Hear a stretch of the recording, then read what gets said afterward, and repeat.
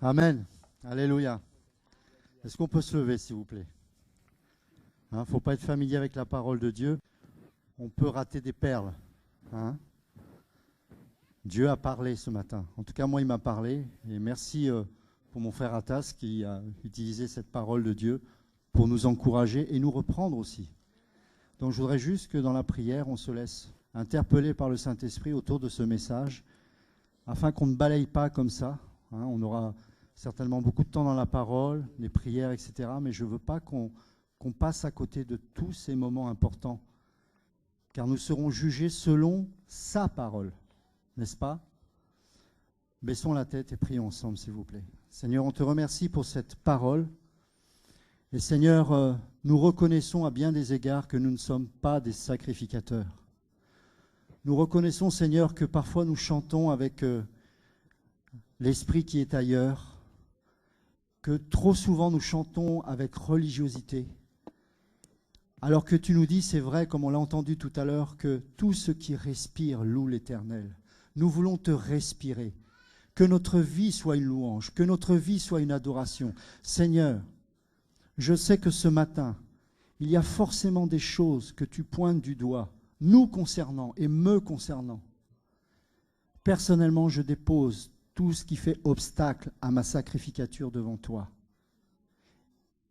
Et que chacun d'entre nous, nous puissions devant toi, Seigneur, avec crainte et respect, te dire merci parce que ta parole nous reprend et nous montre qu'il y a des choses que nous voulons garder dans nos vies. Et à cause de cela, tu ne nous regardes pas comme étant un sacrificateur. Nous te demandons pardon, Seigneur. Et s'il y a des choses qui ont besoin d'être extirpées de nos vies, qui nous possèdent véritablement, alors que ta parole délivre maintenant au nom de Jésus. Afin que de nos bouches ne sortent plus des chants religieux, mais un cœur reconnaissant, non pas pour ce que tu fais, Seigneur, mais pour ce que tu es. Bénis tous mes frères et sœurs ici présents. Et je sais que ton cœur, c'est que nous soyons tous des véritables adorateurs en esprit et en vérité. Que ton nom soit béni, Jésus. Amen. Amen. Prenons place. Dieu est bon. Dieu est bon.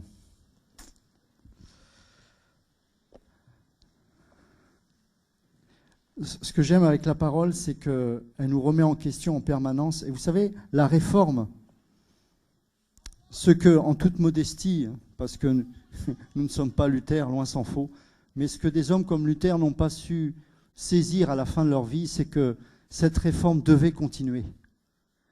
Ce n'est pas parce qu'on a compris une chose qu'on doit s'arrêter à cette révélation. Parce que de cette révélation, on peut en faire une dénomination et une religion. C'est pour ça qu'en permanence, on est réformé. Vous savez, il y a des gens qui, je l'entends parfois en esprit, peuvent dire « Ah, mais ils révisent encore cette BJC, pourquoi et pourquoi ?» Ben, vous allez râler longtemps parce que ce sera jusqu'à la fin. Parce que Dieu a toujours utilisé des gens pour se replonger dans la parole et la mettre. La Bible n'est pas parfaite, la parole l'est, mais pas l'Écriture, mais pas la Bible. Et donc, il y a besoin de revenir sans arrêt aux sources. Et la réforme, ce n'est pas d'apporter quelque chose de nouveau, c'est de revenir au commencement de toute chose. Et c'est pourquoi le Seigneur Jésus, à chaque fois, il nous ramenait au commencement. Au commencement, il n'en était pas ainsi. Et il y a tant de choses qui ont besoin de nous éclairer. Et je voudrais juste vous partager quelque chose que le Seigneur m'a montré. Et je pense que c'est un parfait exemple de ce que nous pouvons vivre au quotidien quand on laisse l'Esprit nous parler. Parce qu'il y a des choses qu'on peut lire dans la parole, on est tellement habitué, on pense que c'est la parole qui nous guide, et en fait c'est le système évangélique qui nous enseigne. Et l'exemple que je vais vous donner là en est une parfaite illustration. On lit la parole, on comprend la parole, on croit la comprendre, mais on oublie que dans notre arrière-plan religieux, on a été formaté, enseigné d'une telle manière que lorsqu'on lit la parole, c'est au regard de notre arrière-plan religieux. Donc il y a un filtre. Et si le Seigneur n'ôte pas ce voile, on ne comprend pas ce qui est présenté devant nous. Et ce Jésus-là qui est censé se révéler à nous, on ne le voit pas.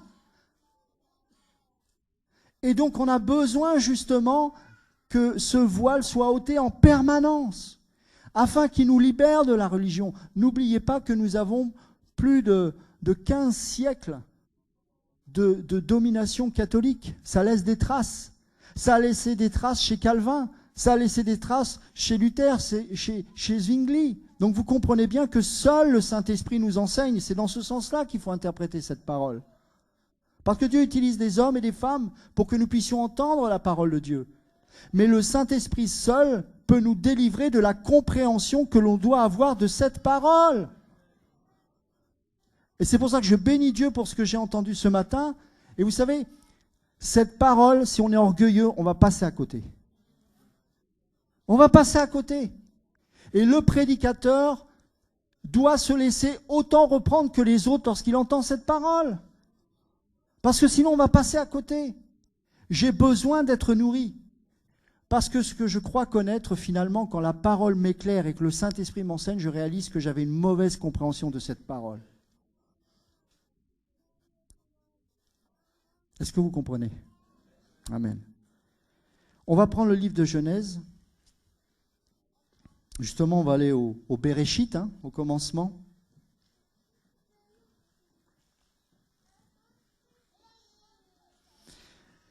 Et on prêche, bien sûr, ou on dénonce plus exactement l'église de Laodicée. On explique combien nous avions été enfermés, et nous le sommes encore, dans des systèmes religieux, etc., etc. Mais, comme on l'a aussi entendu tout à l'heure, ce message est plus profond que cela. Et plutôt que de regarder les religieux, observons le religieux qu'il y a en nous. Et ça, c'est important. Parce que ce message est beaucoup plus profond qu'il n'y paraît en apparence. C'est pour ça que les gens qui crient comme ça pour dénoncer, juste pour dénoncer, n'ont pas réellement saisi la profondeur de ce message. Parce que le sens et la motivation même qui fait que des hommes et des femmes se lèvent pour sortir de tout système religieux, c'est par amour pour Dieu. C'est l'amour de Dieu qui les pousse. C'est l'amour de Dieu qui les motive. C'est une réelle rencontre qu'il y a eu avec un Dieu personnel. Ce Dieu n'est pas seulement esprit, il est aussi une personne. Et en tant que personne, il aspire à avoir une relation avec vous et moi. Il veut cette relation. Et si ce que tu aimes par-dessus tout freine et fait obstacle à cette relation, il va l'arracher, mon ami. Ça peut être ton enfant, ça peut être ta femme. Eh oui. On parle des voitures, on parle... Ça, c'est la base, ça. C'est pour les bébés. Mais quand on grandit, il y a des choses. Petit à petit, on sent que l'étau se resserre. Et le Seigneur, il dit, maintenant, je veux ça. Maintenant, je veux ça. Prends ton fils, celui que tu aimes. Pas l'autre, celui que tu aimes. Celui-là. Parce que Dieu est jaloux. Dieu est jaloux. Ta femme, si tu es un mari, n'est pas là pour se substituer à ton véritable époux qui est Jésus. Elle est là pour t'aider à l'aimer encore plus. Car cette femme au ciel, elle n'existera plus en tant que femme. Vous savez, Dieu est juste, Si tu aimes le péché, il est juste, il va t'emmener à un endroit où tu vas pouvoir pécher, c'est l'enfer. Si tu es saint, il est juste, il t'emmènera là où il n'y a que des saints. C'est le ciel. Dieu est juste. Personne ne va aller en enfer en puissant se dire « mais c'est pas juste ». Dieu est juste. Et Dieu est jaloux. Il veut tout de toi. Parce que c'est le seul qui a l'autorité sur ta vie pour tout exiger de toi. Ni ton mari, ni ta femme n'a cette autorité. Donner sa vie pour l'autre, ce n'est pas donner son salut. Ce n'est pas perdre sa relation qu'on a avec Dieu au profit de l'autre. Non, c'est pas ça. La femme est une aide, pas un obstacle. Le mari est là pour donner la vision, pas pour détruire cette aide. Et le but, c'est Christ. Genèse chapitre 10, verset 1.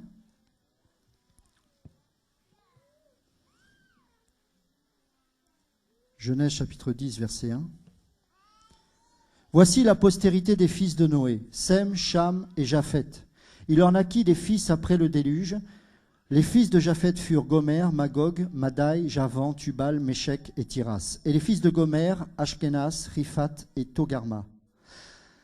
Les fils de Javan, écoutez bien, parce que ça c'est un parfait exemple de l'enseignement évangélique qu'on a eu et on n'a rien compris. Les fils de Javan, Elisha, Tarsi, Kittim et Donanim, de cela furent divisés les îles des nations selon leurs terres. Chacun selon quoi? J'entends pas. Encore? Chacun selon sa langue. Selon leur famille, entre leurs nations. Plusieurs langues, plusieurs nations.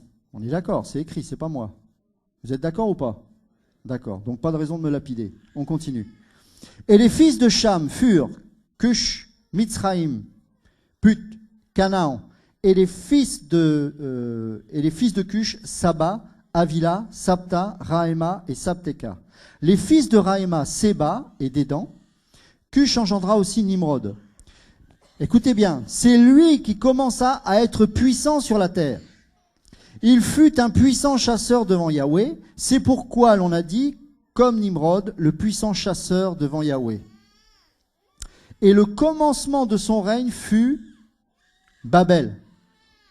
C'est confusion. Érec, Akkad et Calné au pays de Shinéar. De ce pays-là sortit Assur et il bâtit Ninive et les rues de la ville, Rehoboth, Hir et Kalak. Ok, on va un peu plus loin et on va au verset 31. Donc là, toute la généalogie est expliquée, est écrite. Et au verset 31, alors rappelez-vous, c'est des rouleaux.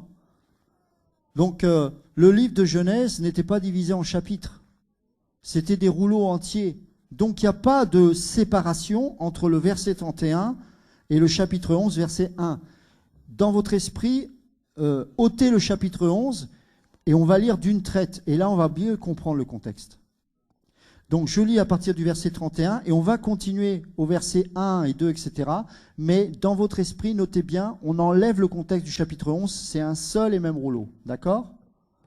Et d'ailleurs, je vous rappelle que, enfin je le préciserai tout à l'heure, l'interprétation que je vais en faire, qui est biblique, je vous rassure, c'est une interprétation rabbinique. Pourquoi ? Parce que eux, justement, ils n'ont pas de division. Donc ils ont le contexte est mieux perçu de leur part. Donc je vais expliquer, je vous rassure. Alors verset 31, ce sont là les fils de Sem, selon leur famille, selon leur langue. Je répète, ce sont là les fils de Sem, selon leur famille, selon, ok, on est bien tous d'accord. Selon leur pays et selon leur nation. Telles sont les familles des fils de Noé selon leur lignée, il insiste, selon leur nation. Et écoutez bien cette précision. Et de cela ont été divisées les nations sur la terre quand? Quand? Ah. Alors il y a quelque chose qui me pose problème par rapport à ce qu'on va enseigner pendant des années et ce qu'on va lire par la suite. Verset 1. Imaginez qu'on continue le rouleau. Alors, il est bien dit alors, toute la terre avait un même langage et une même parole. Attendez, il y a un problème là. Ça vous a jamais posé un problème, ça, ce passage? Pendant des années, on m'a enseigné dans l'église évangélique qu'il n'y avait qu'une seule langue à Babel. La parole nous prouve qu'on a dit n'importe quoi. C'est totalement faux. Mais ça ne va pas en contradiction avec le message. Au contraire, ça amène beaucoup plus de profondeur. Vous savez, quand on dit que le livre de Genèse est prophétique, il faut faire attention à ce qu'on dit. Il est prophétique au point même où ce qui est décrit là est la situation de ce que l'on vit exactement aujourd'hui. Donc on ne peut pas parler une seule et même langue ici si cette parole-là est prophétique et nous décrit une situation d'aujourd'hui. C'est beaucoup plus profond ça. On va continuer. Tous avaient un même langage. Je bénis Dieu parce que dans cette révision, il n'est pas fait mention d'une même langue, mais un même langage. C'est beaucoup plus précis. Et le même ici, c'est Echad. Vous connaissez tous ce mot. Et c'est une unité d'esprit, ne faire qu'un, être un.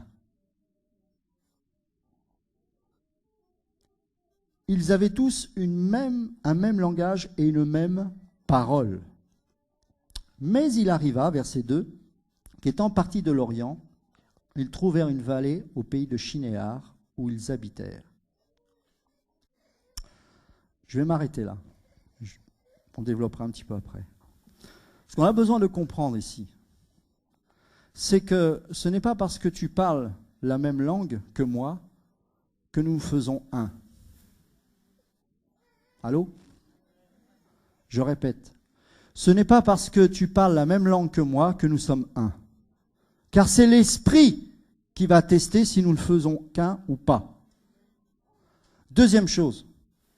Ce n'est pas parce que tu ne parles pas la même langue que moi que tu ne fais pas un avec moi. Car dans le langage de Dieu, il n'y a qu'une seule et même langue. Et c'est l'Esprit de Dieu. Alors qu'est-ce que cela signifie pour nous aujourd'hui? Ou plus exactement, quelle était la situation dans laquelle se trouvait Abraham, puis les autres, et Noé et tant d'autres? Et en quoi cette situation est identique à la nôtre aujourd'hui? C'est très simple. Vous savez, il y avait plusieurs pays et plusieurs langues. Tout comme en Europe, il y a plusieurs nations et plusieurs langues. Mais un seul langage. Regardez le monde, comment il parle. Que tu ailles aux États-Unis, en Allemagne ou en France, si tu dénonces l'homosexualité, tu as une amende et tu risques l'emprisonnement. La même langue. Est-ce que vous comprenez? Le temps est strictement identique. Ce n'est pas du deuxième degré, ce n'est pas métaphorique, ce n'est pas allégorique. C'est littéral. Il y avait plusieurs nations, il y avait plusieurs langues, comme aujourd'hui, mais un seul langage et une même parole. Dieu n'existe pas. Tu es ton propre Dieu. Fais ce que tu veux. Pêche comme tu veux. Dénude ton corps. Un seul et même langage. Une même parole. Une parole qui dit que si jamais tu ne marches pas dans le sens qu'ils veulent, tu risques ta vie. Depuis quelque temps, le Seigneur me met à part sur certains sujets et il m'a montré quelque chose qui m'a bouleversé. Et j'ai dû me repentir devant ça. Pendant très longtemps, j'ai cru que nous n'étions pas persécutés parce que nous sommes en Occident. Mensonge, lâcheté, hypocrisie. Nous ne sommes pas persécutés parce que l'Occident nous a contaminés. Écoutez bien ce que je vous dis. C'est l'Occident qui nous a évangélisés. Car dans la parole, il n'est jamais fait mention d'un pays qui va me garder de la persécution. Jésus est clair. Celui qui me suit est automatiquement persécuté. Parce que dans Marc 10, il est précisé que c'est une marque de la bénédiction des enfants de Dieu. Donc si tu es en Occident et que tu n'es pas persécuté, c'est que tu n'es pas de Dieu. J'ai pleuré quand j'ai entendu ça, parce qu'il me parlait à moi. Parce que nous ne prenons pas position.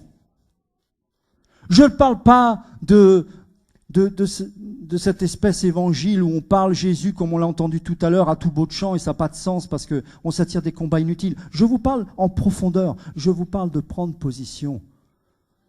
Que tout ce qui respire, vous savez, il y a une logique, le Saint-Esprit parle.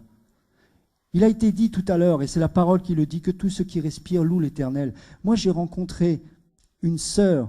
Je me rappelle dans le RER, tôt le matin, je partais je partais au travail avec ma sacoche, et puis à côté, il y avait une femme, et elle commençait à louer le Seigneur. Mais naturellement, elle respirait l'Éternel. J'ai su que c'était une chrétienne. Ça se trouve, je prends le train. Et il y a plein de chrétiens dans ce wagon, mais je ne le saurai jamais, parce que ça ne respire pas l'Éternel. Ça ne respire pas. On vous dit à l'école, il ne faut pas faire de prosélytisme. Foutaise. Vous savez quelle est la définition du prosélytisme? Selon la loi, c'est que tu ne dois pas imposer ta foi à une autre personne. C'est ça le prosélytisme. Donc ce n'est pas de témoigner de Jésus qui est du prosélytisme, c'est de forcer quelqu'un. Donc, pourquoi on accepte à l'école quelqu'un qui met un t-shirt de Marilyn Manson et toi tu ne peux pas mettre un t-shirt qui honore Dieu, mais on se moque du monde et nous, on va la boucler? Tu es un lâche. Ah, en Occident, on n'est pas persécuté. Pourquoi? Parce qu'on est des crabes. Vous savez quelle est la particularité d'un crabe? Comment on le fait cuire? Vous qui êtes au bord de la mer, ma grand-mère était, enfin, elle est de La Rochelle, elle n'est pas vraiment de Nantes, mais c'est une fille de marin pêcheur. Et quand elle faisait cuire un crabe, c'est très simple, je la regardais, elle mettait le crabe dans l'eau froide. Le crabe, il est heureux. Et puis on met le feu, et puis il continue à nager. Puis il est heureux. Sauf qu'il va mourir, parce qu'il va cramer. Et ça, c'est les chrétiens en Occident. On est dans l'eau tiède, on est heureux. Oh, merci Seigneur, parce qu'on n'est pas persécuté. Tu devrais pleurer parce que tu ne l'es pas persécuté. Parce que ça veut dire que tu es un lâche. Parce que ça veut dire que tu ne prends pas position. Parce que tu baisses la tête, tu courbes les chines. Parce que tu sais que tu es tellement attaché à ces choses du monde que tu ne veux pas les perdre. Pour te donner bonne conscience, tu es abonné à porte ouverte. Tu donnes un petit peu de monnaie, mais tu sais que tu es un lâche. Et tu passes à côté de l'appel de Dieu sur ta vie parce que tu n'as jamais pris position pour Christ. Et tu oses dire que Dieu te bénit. Tu te moques de Dieu. Quand le Seigneur m'a parlé dans ces termes, j'ai beaucoup pleuré. Parce qu'il m'a mis face à un choix. Maintenant que tu as entendu cette parole, qu'est-ce que tu vas faire de cette parole? C'est facile de dire amen, d'applaudir. C'est facile de repartir délivré et de recommencer à faire n'importe quoi. Qu'est-ce que tu vas faire de toutes ces paroles que tu as entendues depuis des années? Continue à dire merci parce que je ne suis pas persécuté. Ou est-ce que tu vas enfin avoir les tripes d'être un véritable adorateur qui respire la crainte de Dieu, qui respire la consécration, qui respire la sanctification, qui respire la foi et pas le raisonnement ou la justification humaine? Quand tu commences à prendre position en Occident, tu vas voir ceux qui étaient gentils avec toi, tu vas voir leur vrai visage, tu vas voir des monstres, tu vas voir des gens qui te détestent, qui n'ont jamais aimé Dieu et qui ne t'aiment pas. Quelle va être ton attitude face à ça?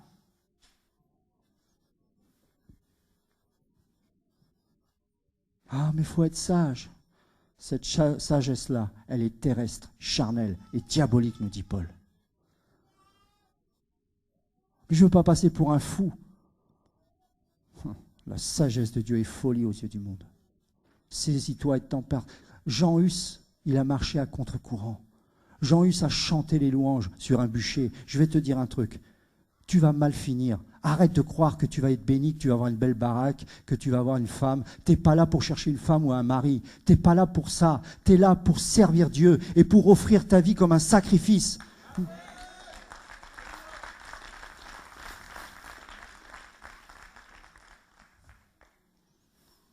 Est venu du cri de mon cœur, oui, maintenant je capitule devant toi, je suis prêt à tout perdre, même ce qui m'est le plus cher, pour toi, parce que je comprends maintenant que ton amour, il est exclusif et sans partage.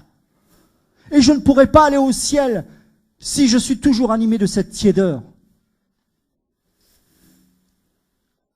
Ah, c'est beau ce qu'on a entendu, sacrificateur, mais le concret de cela, ça veut dire quoi? Être un sacrificateur, c'est se donner. Et en tant qu'enfant de Dieu, tu ne seras pas heureux sur cette terre. Parce que si tu l'es, tu m'inquiètes. Alors là, je suis très inquiet sur vos vies si vous commencez à trouver du bonheur sur cette terre. Parce que le Seigneur, il n'est pas venu ici pour te rendre heureux. Il est venu pour changer ton cœur et ta vie, afin que tu le rejoignes au ciel. Si tu aimes ce monde, si tu es heureux sur cette terre, quand la trompette sonnera, tu y resteras puisque tu es si heureux. L'Occident te montre une fausse image du monde. L'Occident te fait croire que tu es en paix et que tu n'es pas persécuté. L'Occident te dit, mais tu as la liberté de culte. Ah bon? Dis simplement Jésus. Regarde les gens, ils sont tellement possédés, ils sont prêts à te maudire parce que tu dis juste le mot Jésus. Et tu dis ne pas être persécuté parce que l'Occident respecte ta foi, mais il ne te respecte pas. Ils ne t'aiment pas et ils ne t'aimeront jamais. Il faut que ça rentre dans ta tête. Ils ne t'aimeront jamais. Et si tu ne prends pas position, tu sais ce que tu fais? C'est exactement ce qu'ils ont fait ici. Regarde bien au verset 3. Et ils se dirent l'un à l'autre. Je te parle de toutes les nations, de tous les peuples qui ont des langues différentes, mais un seul et même langage, un seul et même but, une seule et même vision. C'est ça la même langue, c'est ça la même parole. C'est pas parler tous l'anglais, même si ça va arriver. C'est pas parler tous le germanique. Non, c'est le langage du monde. Et ils se dirent l'un à l'autre, allons et faisons des briques et cuisons-les très bien au feu. Et la brique leur servit de pierre. À chaque fois que tu es dans la tiédeur, n'oublie jamais une chose, que tu sois chrétien ou pas, tu apportes non pas une pierre à l'édifice, mais une brique à la tour de Babel. Et c'est de tes propres mains que tu l'apportes. Et c'est toi qui les fabriques. Et c'est exactement ce que Pharaon voulait faire aux Hébreux lorsqu'ils étaient esclaves. Qu'ils fassent encore autant de briques, mais sans la paille. Qu'ils transpirent. Et ils étaient en train de crier à Dieu, mais ils continuaient à fabriquer des briques. Et ceux qui ont été appelés pour être les libérateurs comme Moïse n'étaient pas là, ils étaient dehors, sortis depuis bien longtemps. Parce que tu ne peux pas entendre la voix de Dieu lorsque tu es dans un système. Tu ne peux que crier, mais tu ne l'entendras pas. Il faut qu'il y ait des gens dehors qui, eux, sont pas contaminés comme toi et moi.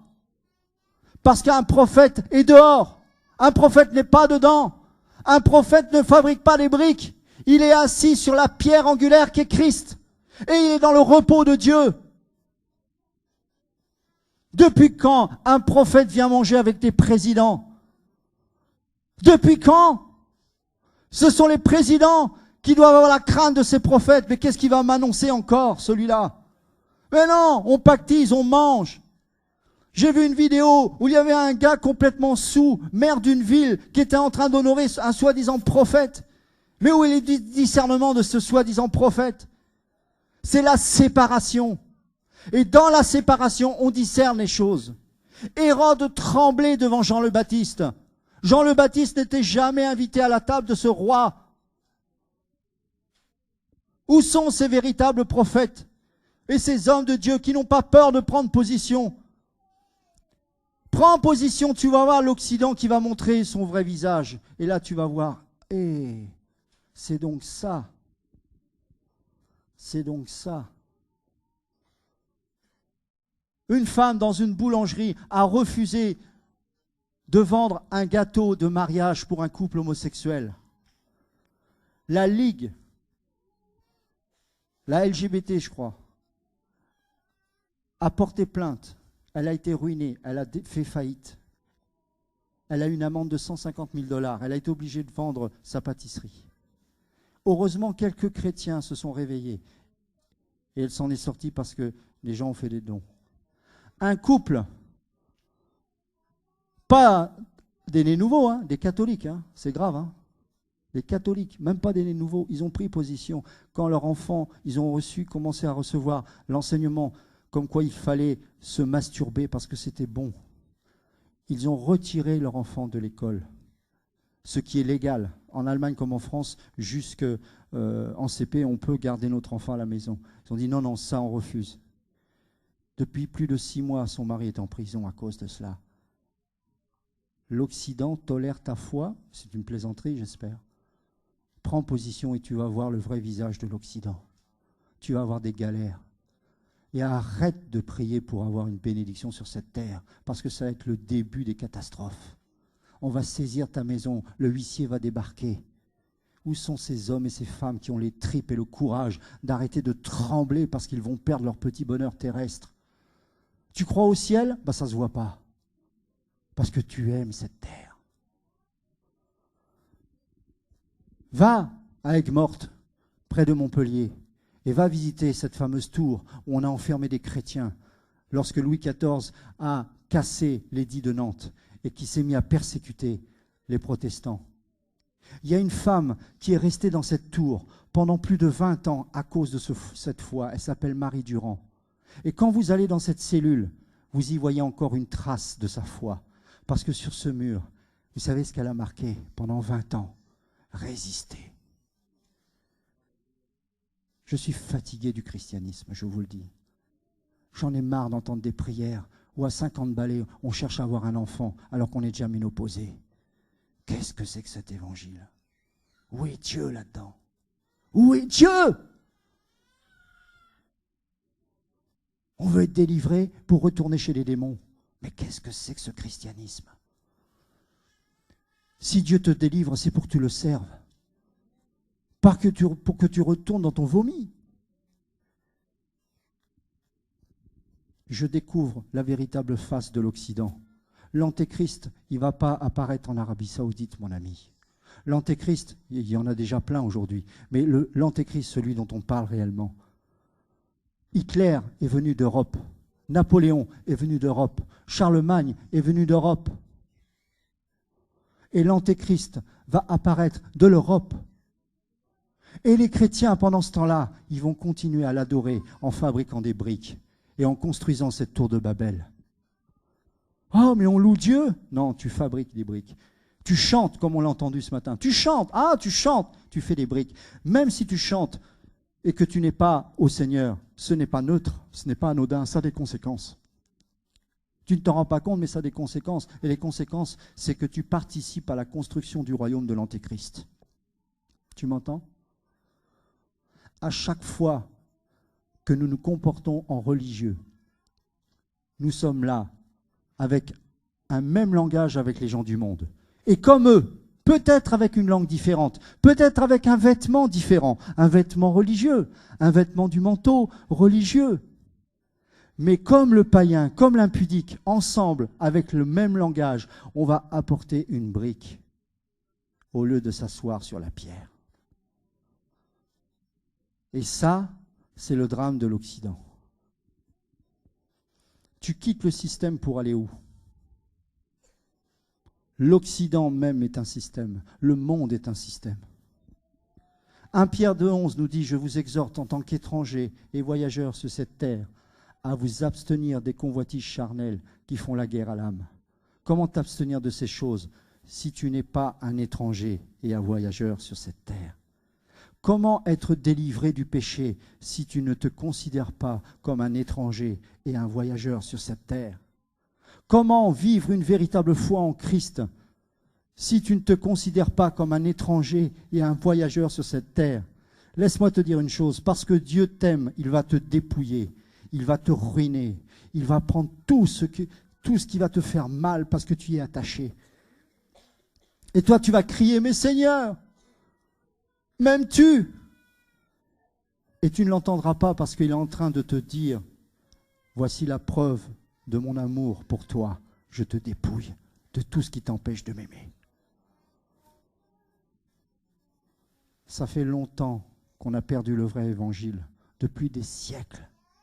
Les catholiques qu'on dénonce, pendant 14 siècles, ils ont évangélisé le monde entier, parce qu'il n'y avait pas d'autre religion. Il y avait des réformateurs terribles, des gens qui ont gagné les peuples barbares avec une hache, en coupant leur Dieu. Quel est ton Dieu? C'est cet arbre. Alors je le coupe. Est-ce qu'il m'est arrivé quelque chose? Non. Alors je vais prêcher maintenant ce vrai Jésus. Et tous les villages se tournaient vers Christ comme ça. La plupart sont morts, brûlés vifs. On lit Hébreux 11 sur les héros de la foi, mais est-ce qu'on retient seulement?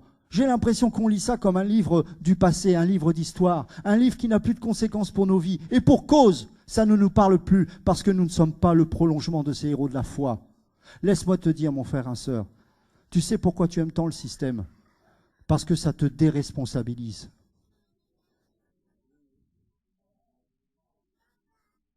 Parce que si tu es un sacrificateur, ça veut dire que tu es responsable de ton sacerdoce devant Dieu.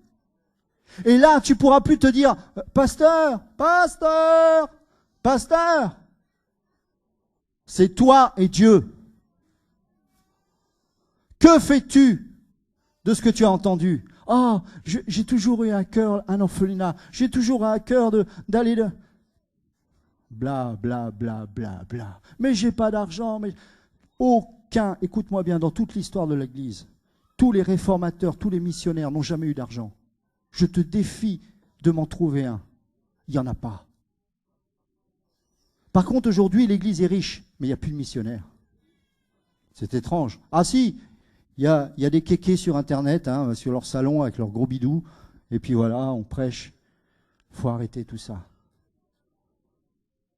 Je bénis Dieu pour Didasco. Vous savez pourquoi? Ce n'est pas les pasteurs qui viennent. Ce n'est même pas les anciens. C'est vous, des gens qui ont soif de Dieu. Ce sont des gens qui n'ont pas besoin de titre parce qu'ils savent qu'au plus profond d'eux, il y a un feu qui brûle. Ne vous culpabilisez pas si cette parole est dure. Ce n'est pas pour condamner, c'est pour nous ressaisir. Pour qu'on arrête d'être toujours assis et passif. Je bénis Dieu parce que quand je vais à Didasco et que je vois toutes ces femmes et ces hommes qui pleurent, qui ont été abusés dans les églises et qui réalisent qu'ils ont un fardeau pour les âmes, je me dis ça, c'est le début du réveil. Je me rappelle, un jour, il y a une femme qui vient et dit « J'ai à cœur de revenir en Amérique du Sud, dans mon pays. J'ai à cœur l'orphelinat et tout. Comment je peux faire? J'ai pas d'argent. » J'ai dit « On s'en fout de l'argent. Si Dieu t'a parlé, il faut obéir. » Elle est partie. Elle est partie.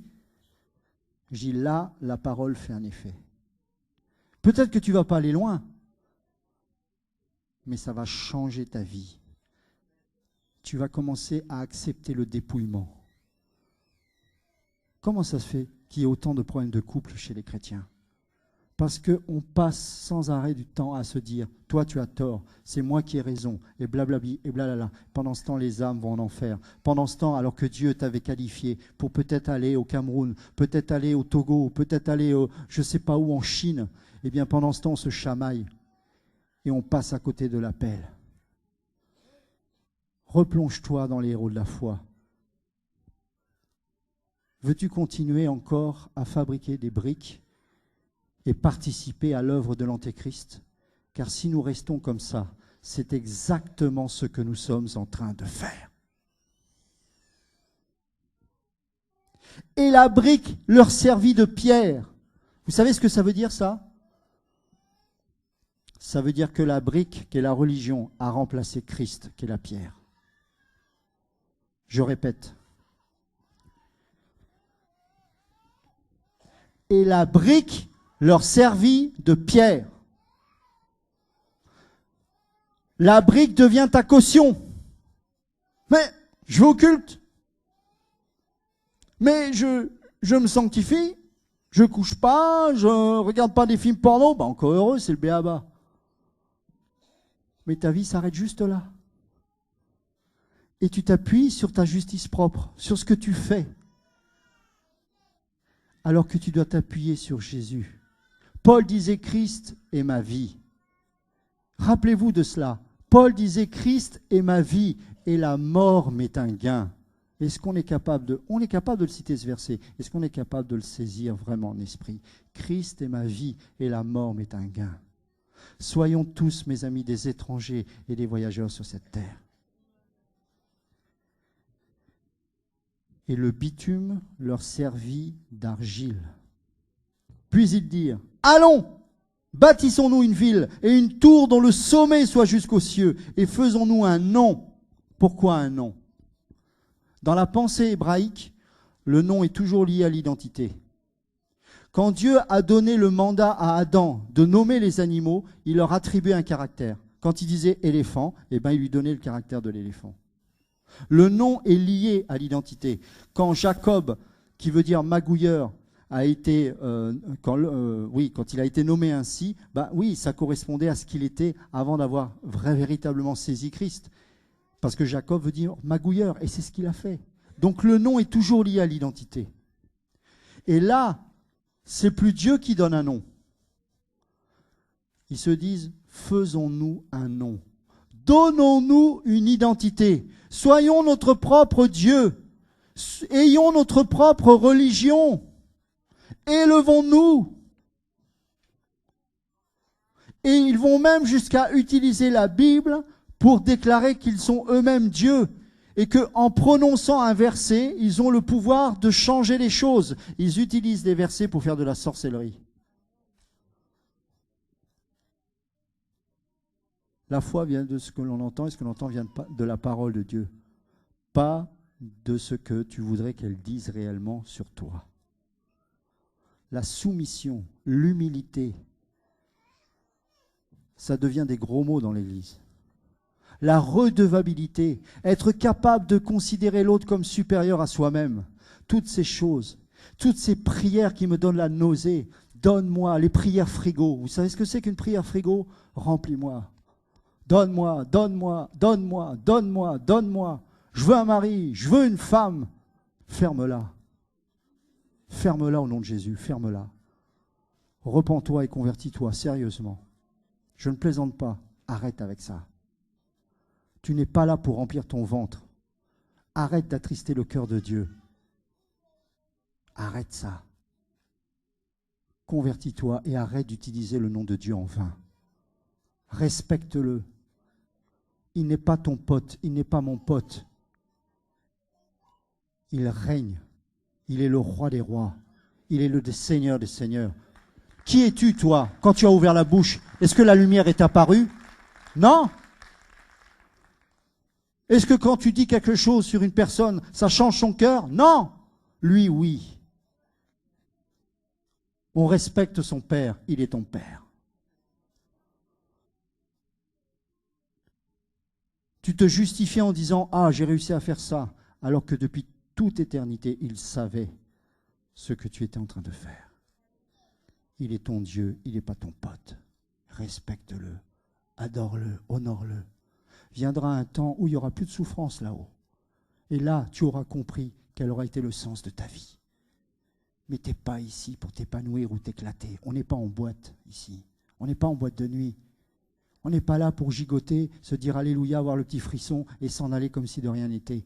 Parce que chaque parole que tu auras entendue pendant tant d'années, tu devras en rendre compte au tribunal de Christ. Chaque parole.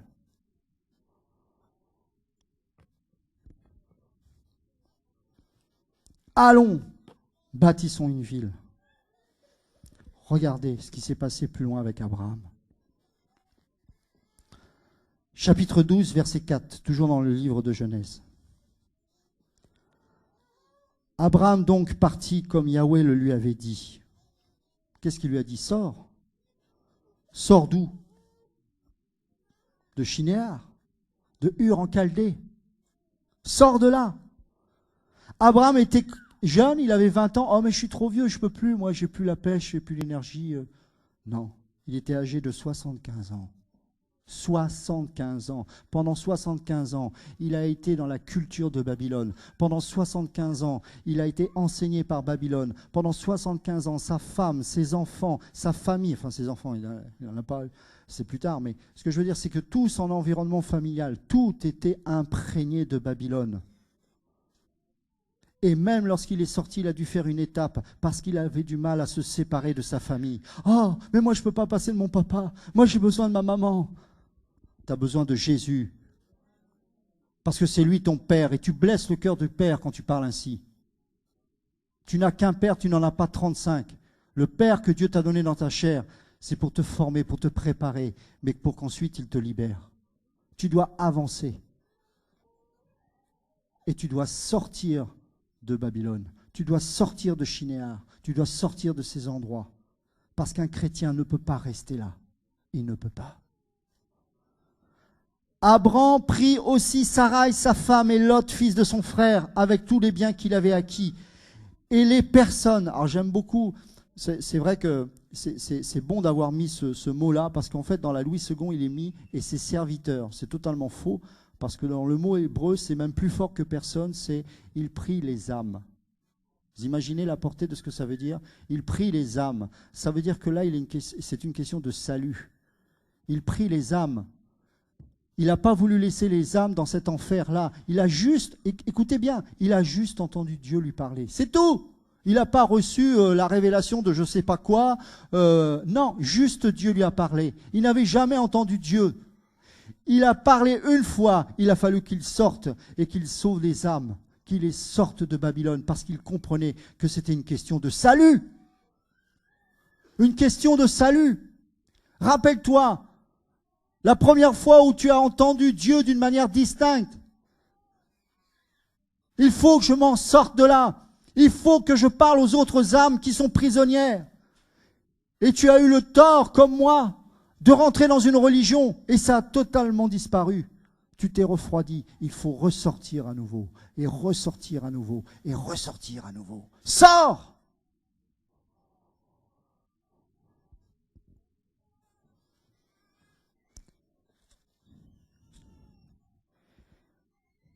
Et ils partirent pour aller dans le pays de Canaan, et ils arrivèrent au pays de Canaan. Et ils arrivèrent au pays de Canaan. Quand Josué a traversé le Jourdain, il est parti pour combattre. La première ville était forte. Elle avait des grandes murailles. C'est Jéricho. Et la victoire a été éclatante. Et puis il y avait une deuxième ville, prochaine étape, la ville d'Aï. Et cette ville avait une particularité, c'est qu'elle était petite, insignifiante. Tellement insignifiante que tous les soldats, en tout cas les leaders de l'armée, disaient « Laisse tomber, on n'a pas besoin de prendre tout le monde. Un petit nombre suffira pour leur mettre une tôle. » Et regardez ce qui s'est passé dans le livre de Josué. Et la raison pour laquelle ils ont justement eu cette malheureuse défaite. Josué chapitre 2.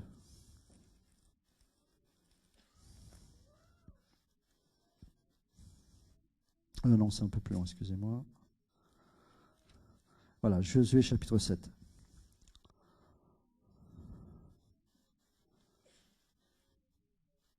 Donc je ne vais pas tout lire, hein, vous pourrez lire chez vous le contexte. Donc, bien sûr, ils perdent la bataille et ils ne comprennent pas, bien évidemment. Et donc, ils crient à l'Éternel. Et Yahweh, bien sûr, va parler. Et il va dire ceci au verset 13. Lève-toi, donc Josué chapitre 7, verset 13. Lève-toi, sanctifie le peuple et dis. Sanctifiez-vous pour demain, car ainsi parle Yahweh, le Dieu d'Israël. Il y a de l'interdit au milieu de toi, Israël. Tu ne pourras subsister et faire face à tes ennemis jusqu'à ce que vous ayez l'interdit du milieu de vous. Oh, que ça m'a parlé, cette chose.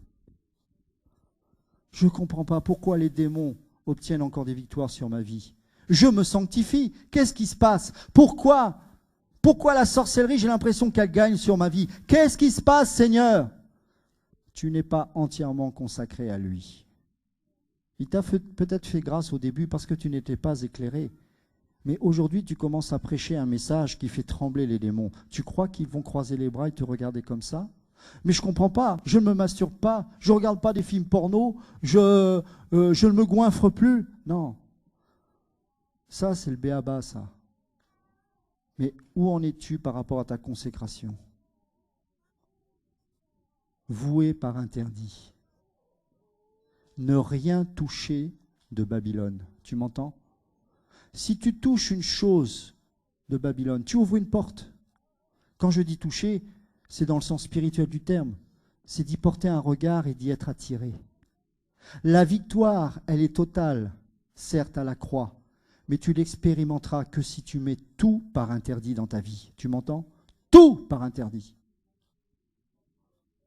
Parce que sinon, le diable aura toujours une légitimité sur ta vie. Demande au Saint-Esprit, qu'est-ce qui a besoin d'être éliminé de ta vie, afin que tu obtiennes enfin cette victoire qui est légitime.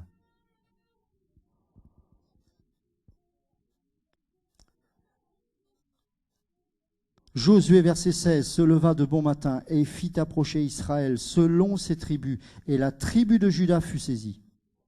Puis il fit approcher les familles de Juda, et la famille de Zérak fut saisie. Vous savez, juste une parenthèse avec ça. C'est chaud, hein? Ça c'est très chaud, hein? Parce que c'est exactement ce que le Saint-Esprit fait avec ta vie et avec la mienne. Pourtant, à l'époque des Hébreux, on était dans une société qu'on va appeler patriarcale, collective. L'individu primait moins qu'aujourd'hui. Et pourtant, là, c'est un homme qui va être nommé responsable de cette défaite. Ça ne va pas être que sa famille, ou Israël, ou que sa tribu. Non, c'est lui. Comme il dit à un moment donné dans ta vie, et peut-être qu'il le dit ce matin, c'est toi. C'est toi. C'est toi.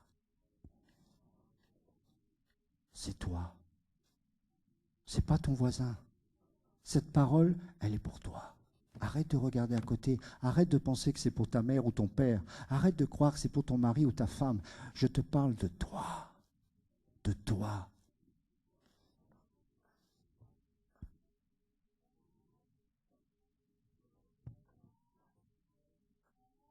Puis il fit approcher les familles de Juda, et la famille de Zérak fut saisie. Puis il fit approcher les hommes de la famille de ceux qui étaient descendants de Zérak, et Zabdi fut saisi.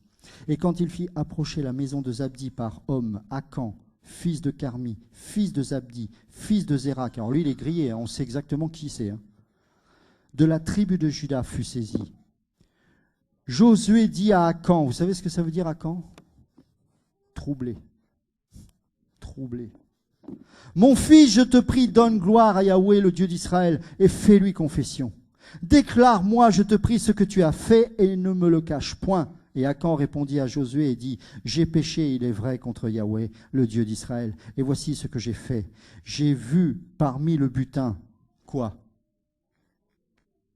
Mais c'est pas qu'un beau manteau. Ah, Babylone. J'ai vu un beau manteau de Shinéar. Comme par hasard, il y avait plein de choses luxueuses. Mais ce qui a attiré son regard, c'est ce manteau qui venait d'où? C'était le passé de Babylone, la séduction du monde. J'ai pris ce manteau, et il va dire plus loin, avec l'or et l'argent. Vous connaissez la suite. Vous connaissez la suite. Et je voudrais juste qu'on termine avec 2 Corinthiens 6.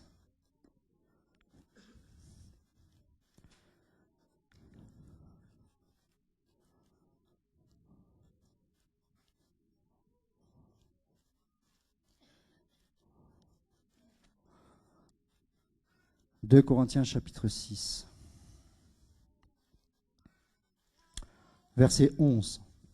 « Ô Corinthiens, notre bouche est ouverte pour vous, notre cœur s'est élargi. Vous n'êtes pas à l'étroit en dedans de nous, mais vous êtes à l'étroit dans vos entrailles. Or, pour nous traiter de la même manière, je vous parle comme à mes enfants. Élargissez-vous aussi à notre égard. Ne portez pas un même joug avec les infidèles. Car quelle communion y a-t-il entre la justice et l'iniquité? Ou quelle communion y a-t-il entre la lumière et les ténèbres? Et quel accord y a-t-il entre Christ et Bélial? Ou quelle part a le fidèle avec l'infidèle? Et quel rapport y a-t-il entre le temple de Dieu et les idoles? Car vous êtes le temple de Dieu vivant. Selon ce que Dieu a dit, j'habiterai au milieu d'eux et j'y marcherai. Je serai leur Dieu et ils seront mon peuple. Mes amis, ne prenons pas le fouet pour chasser les voleurs d'un autre temple. Prenons le fouet pour chasser les voleurs qu'il y a dans le temple que nous sommes. Faut arrêter de jouer aux chrétiens prophètes. Prophétisons envers nous-mêmes. Et chassons les voleurs qui sont dans notre temple à nous, qui nous volent notre sacrificature, qui nous volent notre prêtrise, qui nous volent notre royauté, qui nous volent notre onction, qui nous volent notre liberté en Christ, et par-dessus toute chose, notre paix et notre salut en Yeshua. Prenons ce fouet de la parole du Saint-Esprit. Humilions-nous devant la puissante main de Dieu, afin qu'il nous élève au temps convenable. Mes amis, faut arrêter ces prières bidons. Il faut revenir à l'évangile pur.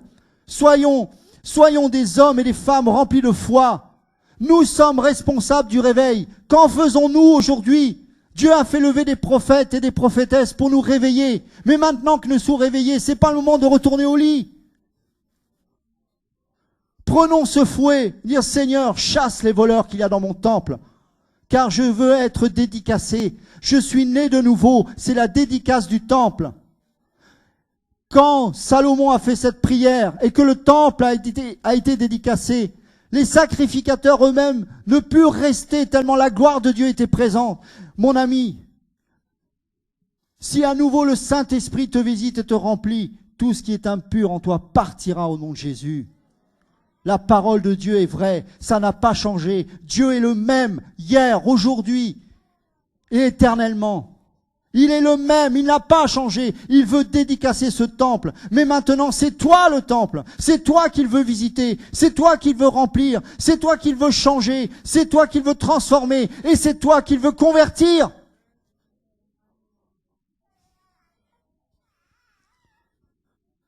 Verset 17. C'est pourquoi sortez du milieu d'eux et séparez-vous, dit le Seigneur.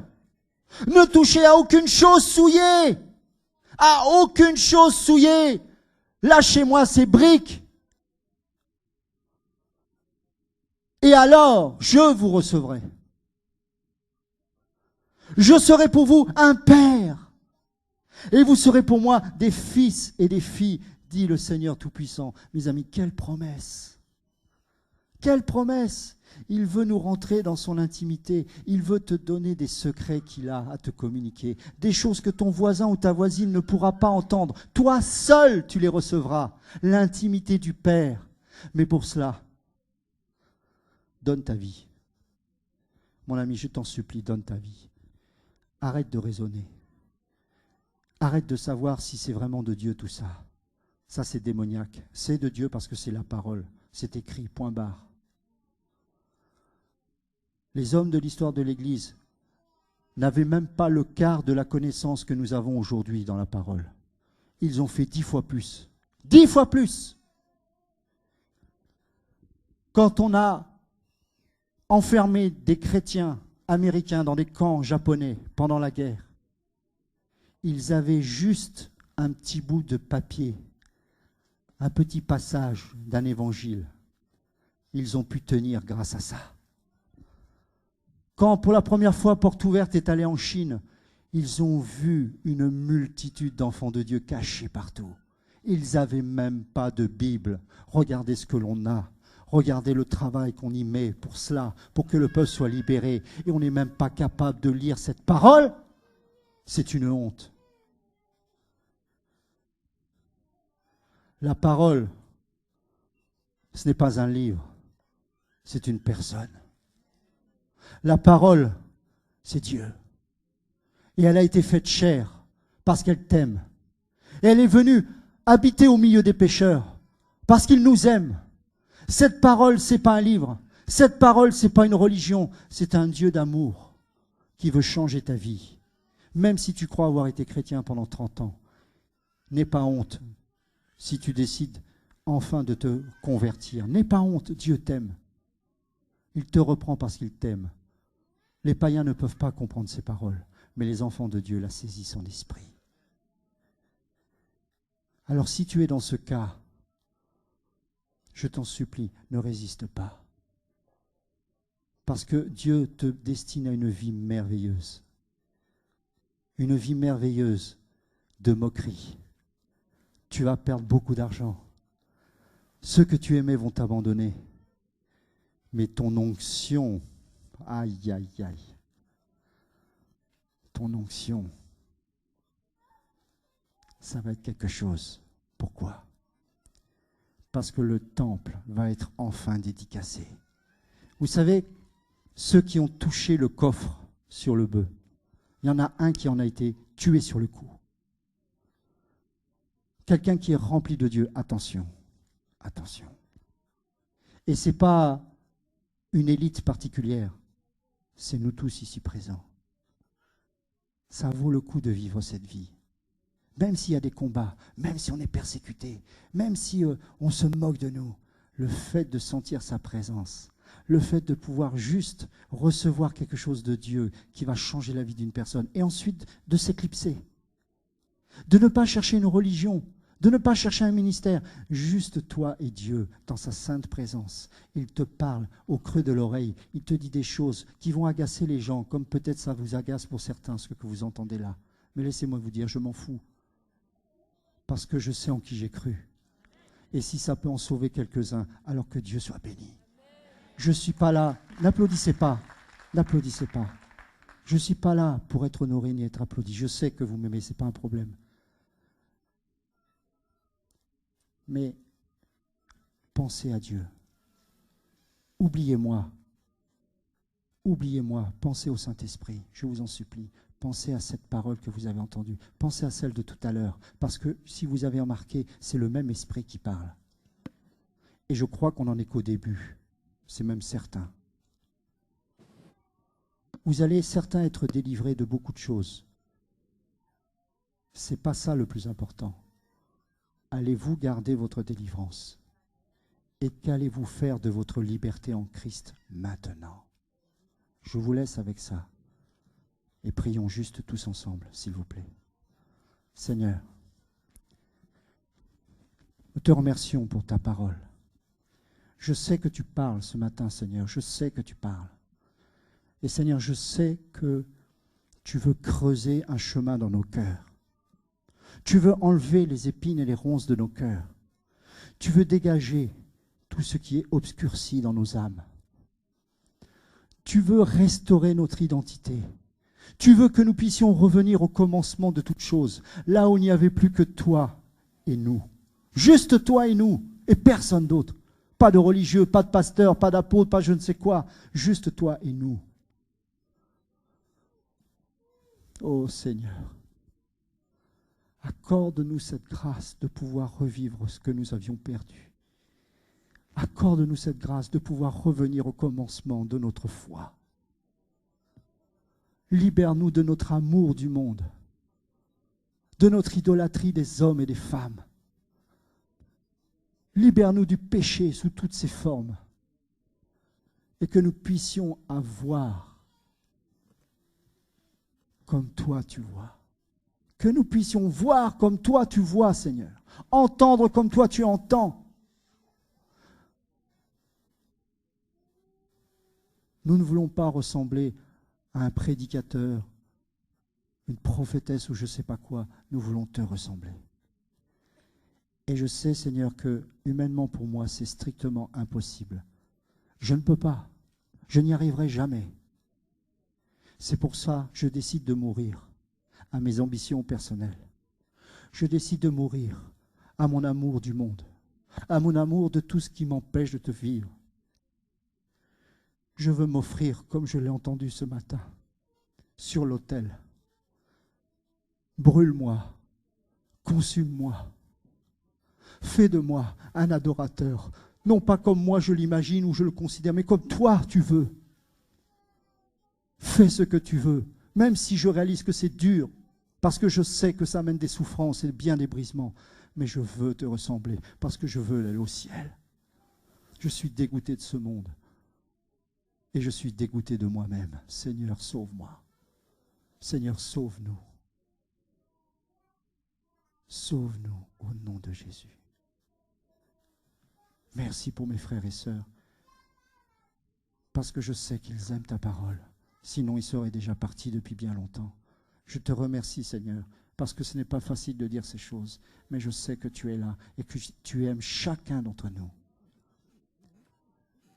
Et je veux croire qu'il y a des Hudson Taylor dans cette salle. Je veux croire qu'il va y avoir des Marie Durand, parce que la persécution monte de plus en plus en France. Je veux croire qu'il va y avoir des hommes qui vont nous étonner, que des pasteurs méprisés, et ils vont voir en face des hommes remplis de l'esprit.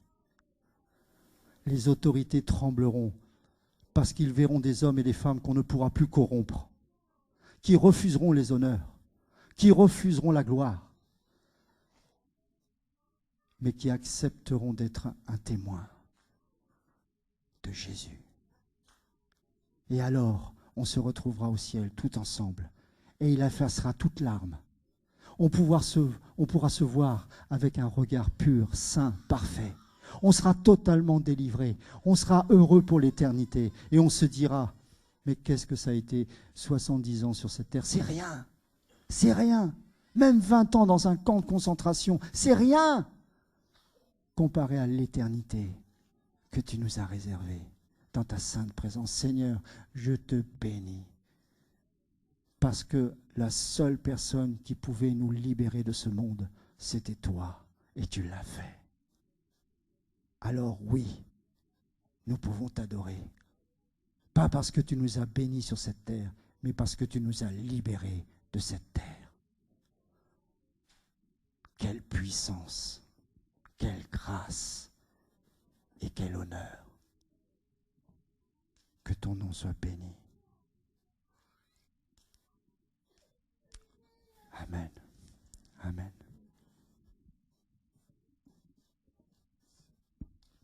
Est-ce qu'on peut acclamer pour Jésus?